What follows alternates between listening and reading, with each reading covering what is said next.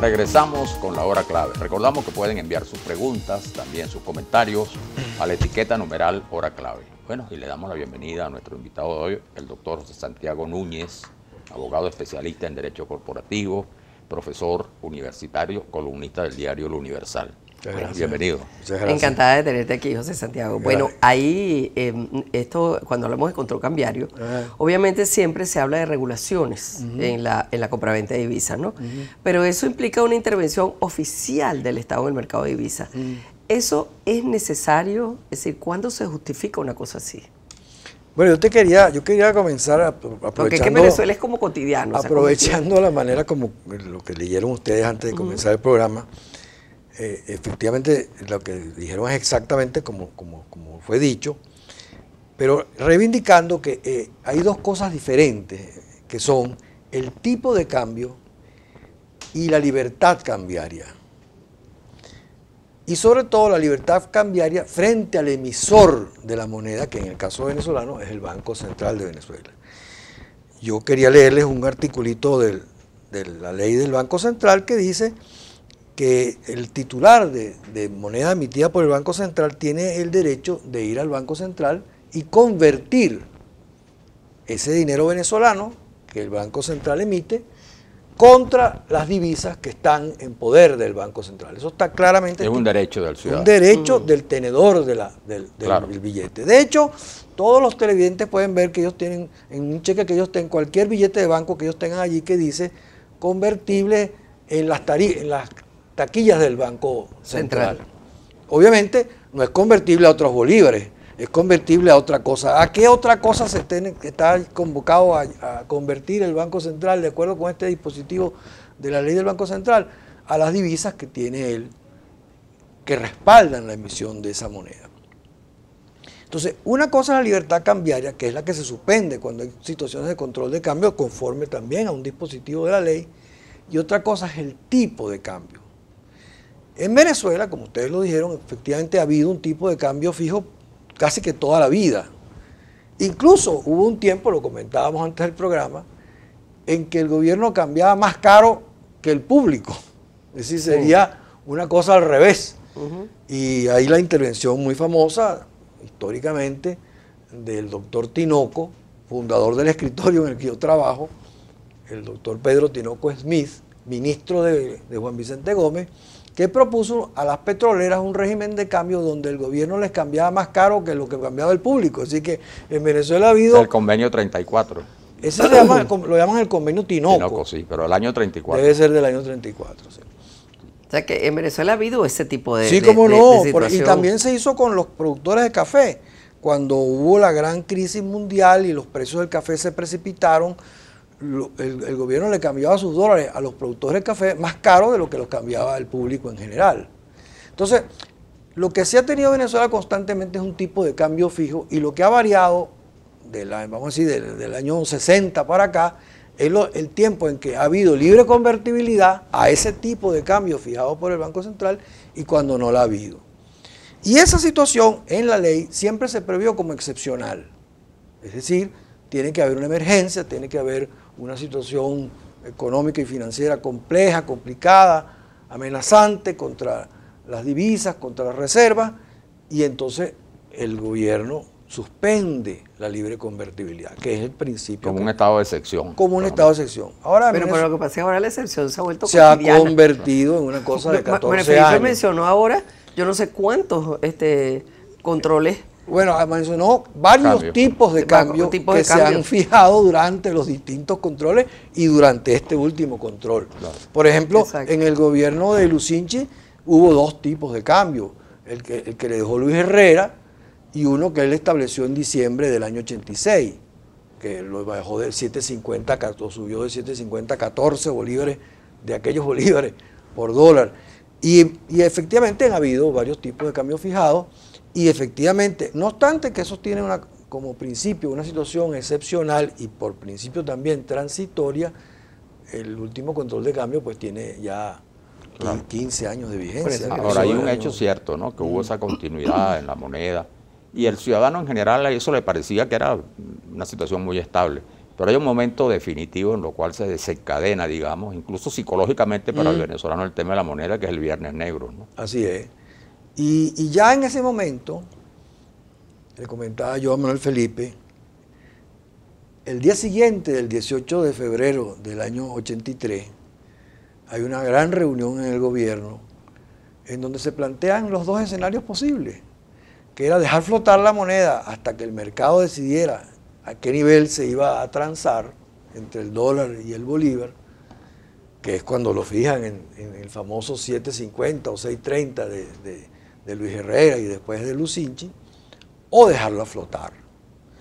Y le comentaba también a Manuel Felipe que eso plantea un problema de credibilidad y de confianza en relación con ese tipo de cambio que el gobierno propone, y que ha fallado históricamente en los últimos 30 años o 40 años. Desde el año 83 a la fecha tenemos 34 años que eso ha fallado, porque siempre se fija un tipo de cambio que lo gobierna una lógica, y la actitud del tenedor de bolívares y pretendiente del cambio no necesariamente es lógica. De hecho, en todo este tiempo del presidente, de este control de cambio, del presidente Chávez y del presidente Maduro, ha habido dos tiempos diferentes en ese control de cambio. Uno donde había un gran exceso de divisas en el gobierno, al punto que ofrecían más de dinero dentro del tipo de cambio oficial. Ustedes tienen que recordar que le decían a la gente, no chicos, ahora el cupo para el año que viene en vez de 3 es 5.000. Sí. O le decían, no, mira, aumentaron el cupo para las compras por internet, ahora no son 500, son 700, son 900, porque realmente había mucha divisa. Ese es un momento en donde todo el gobierno... ¿Hasta qué año será eso? Eso duró más, bueno, obviamente duró hasta el año 12, recién iniciándose el presidente Maduro en el gobierno, él se dirigía a la nación y le decía, yo tengo, eso se puede buscar en la prensa, yo tengo todas las divisas que requiere el país. Claro, ese yo tengo todas las divisas que requiere el país son las divisas que él considera que razonablemente se deben utilizar, y no las angustias, la preocupación, las falsas ideas, si se quiere, los temores de la gente quiere. Ahora, hecha esta situación que supuestamente debe ser transitoria o excepcional, convertida en cotidianidad, eso que acabas de leer ahí en Gaceta, si está vigente. Esa es la ley del 30. No, y eso es una norma de una larguísima tradición. Claro, pero se está incumpliendo.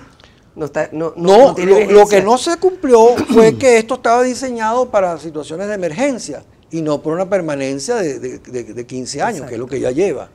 Pero efectivamente quienes diseñaron, y porque ese es un dispositivo de muy vieja data en la ley, eso tiene por lo menos de la ley del 74. Este tema de la confianza, ¿no? En todas partes, el tema del cambio, de la moneda, todo lo que tiene que ver con los movimientos monetarios tiene un componente psicológico, ¿no? Absolutamente, absolutamente. Incluso tradicionalmente se ha hablado de eso. Así es. Y yo decía que para entender el problema habría que, por ejemplo, leerse este librito de la historia del medioevo. Sí. Y entonces el autor cita aquí a Petrarca. Imagínate, ¿hasta dónde se fue? Y dice así. Imagínate hasta el medioevo. Ya te voy a decir aquí lo que dice este autor. Como ya señaló el dramaturgo griego Eurípides en las Bracantes, los seres humanos que ignoran el lado irracional y emocional de su naturaleza son causa de tragedia para sí mismos y para otros. Es decir, quien no reconozca que las personas no solamente actúan por la lógica, sino que actúan también por la emoción y por sus percepciones irracionales, si se quiere, de las cosas y de los procesos, pues comete graves errores, porque el hombre funciona en realidad es en base a esas emociones, a esas percepciones, a esos temores, y no a lo que la fría y dura presión calculada de un número. Eso es lo que tiene rato pasando en Venezuela en relación a la moneda, por ejemplo. Absolutamente. Los famosos pánicos financieros, ¿no? Es así, por ejemplo, ahí la cuenta hasta que sacan, es evidente que el dólar no vale 260.000 bolívares. Claro. Eso, porque si usted toma todos los dólares que tiene el Banco Central y los reparte entre los bolívares que existen en el país, no va a dar ese tipo de cambio. Pero la preocupación de la gente, la angustia de la gente... Sí, pero esa cuestión artificial es indicativo de un mar de fondo, que tiene que ver con la confianza. El mar de fondo es la desconfianza. En Venezuela hubo un control de cambio empezando la democracia, control de cambio que duró apenas unos 2 años, más o menos del 62 al 64. En el 64 el control de cambio se liberó y la moneda no se movió ni un céntimo. El Banco Central siguió a un tipo fijo, no flotante, pero siguió cambiando indefinidamente, manteniendo el principio de la libre convertibilidad. Si a nadie le preguntaba qué iba a hacer usted con esos dólares que usted quiere.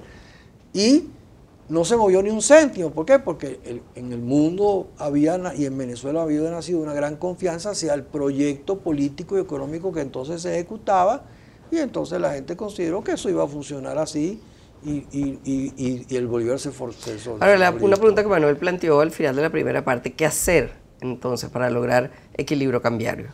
¿Y hasta dónde este nuevo DICON, esta medida anunciada recientemente, puede tener resultados positivos? Bueno, el gobierno está apuntando a que ese nuevo DICON se alimente fundamentalmente, como lo leyeron ustedes, de las ventas que hagan los particulares, ¿no?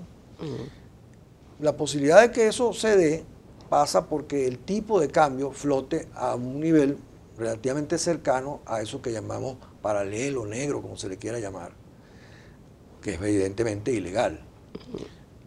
Ahora, yo decía, si una empresa grande quiere cambiar dólares para financiar sus operaciones en Venezuela y el tipo de cambio de DICON está relativamente cerca del tipo de cambio negro, si se quiere, pues se va a sentir movida a cambiar en el tipo de cambio oficial y nutrirá ese mercado, porque no hay duda de la ventaja de trabajar en una situación absolutamente consistente con la legislación, transparente, lícita, de estar en la cuerda floja de situaciones grises con relación a la legalidad de la conducta. En una empresa eso es así. Ahora, si el tipo, y también en los particulares, igual, pero los individuos, quiero decir, pero si el tipo de cambio del mercado paralelo es infinitamente superior al tipo de cambio que se establezca a nivel del DICON, pues volverá a aparecer ese mercado volverá a crecer, el ilegal, el paralelo. Ahora, pero es que ese control justamente el que está moviendo hacia esa ilegalidad. Porque no solamente porque va a ser mucho más remunerador, como por ejemplo lo es hoy, sino porque los costos de esas empresas también empiezan a expresar ese tipo de cambio paralelo. En las peticiones de sus trabajadores, en los insumos que consume, en una cantidad de cosas. Importaciones. En las importaciones que haga con sus propios dólares, etcétera. Entonces... Ok, ya tenemos que ir terminando porque se nos acaba el tiempo, ¿no? Pero yo te planteaba, es decir, ¿qué hay que hacer? Es decir, en este momento nos queda medio minuto, pero de repente puedes dar una indicación al menos. En este momento, ¿puede el gobierno moverse hacia una liberación del control cambiario? Bueno, te contesto rapidito con dos cosas, con dos afirmaciones. La primera, efectivamente, yo creo que la única manera es liberar totalmente el cambio. Entrar en calificaciones de que se puede y que no se puede es imposible. Todo el que lo ha intentado ha fracasado. Yo decía hace unos minutos, importar alimentos, se pone el tipo de cambio oficial, inmediatamente el productor agrícola dice, bueno, ¿y los tractores para que yo produzca? Claro. Y en lo otro es, lo que lo han dicho miles de economistas aquí en Globovisión, muchos economistas aquí en Globovisión, eso tiene que estar acompañado de otras medidas. Esa sola no se puede adoptar, evidentemente, esa sola no. Si se adopta no es suficiente. No, va a ser suicida. Claro. Tienen que adoptarse conjuntamente con otras medidas que tienen que ver con el déficit fiscal, con el manejo monetario, etcétera, que permiten que eso funcione. Así es. Muchísimas gracias. Gracias. Santiago, por haber estado aquí con nosotros en La Hora Clave. Vamos a la pausa y regresamos.